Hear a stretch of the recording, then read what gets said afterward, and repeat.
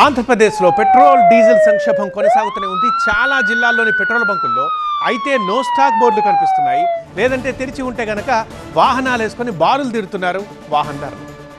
ఇది కంటిన్యూ అవుతూనే ఉంది నిన్నటి నుంచి. చాలా చోట్ల నో స్టాక్ బోర్డులు కనిపిస్తున్నాయి. విజయవాడ బంకుల్లో నో స్టాక్ బోర్డులు దర్శనం ఇచ్చాయి. ఇక తెరిచి ఉన్న బంకుల దగ్గరనేమో గంటల తరబడి క్యూ లైన్లలో పడిగాపులు పడుతున్నారు వాహనదారులు.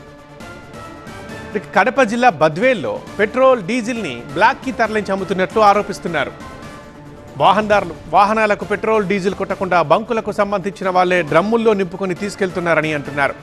లీటర్కి 20 నుంచి 30 రూపాయలు అదనంగా వసూలు చేస్తూ అడ్డదారిలో అమ్ముకుంటున్నారని ఆరోపిస్తున్నారు వాహనదారులు.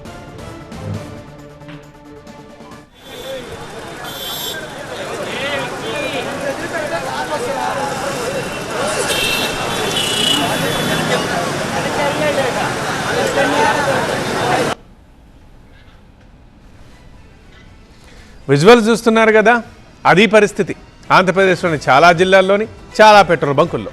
అయితే మరి రాష్ట్రంలో పెట్రోల్ డీజిల్ సంక్షోభం ఉందా, ఇదేనా కృత్రిమ కొరతనా అని అంటే రాష్ట్రంలో ఫ్యూయల్ సంక్షోభం వాస్తవమే అంటున్నారు ఏపీ పెట్రోల్ బంక్స్ అసోసియేషన్ నేత గోపాలకృష్ణ. పెట్రోల్ కంటే డీజిల్ కొరత ఎక్కువ ఉందని చెప్పారు. గత వారంలో ఆయిల్ కంపెనీలు తక్కువ సప్లై చేయడంతోనే ఈ సమస్య వచ్చిందన్నారు.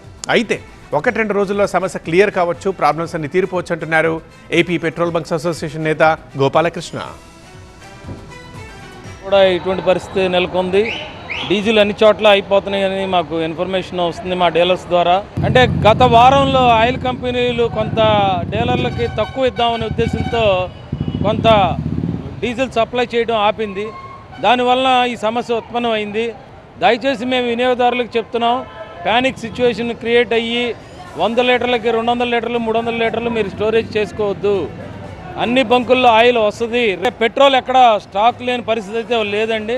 ఆల్మోస్ట్ పెట్రోల్ కన్నా డీజిల్లోనే కొంత షార్టేజ్ ఉంది, కానీ పెట్రోల్ అడిగినంత సరిపడినంత నిల్వలు ఉన్నాయని చెప్పి మా వాళ్ళు చెప్తున్నారు.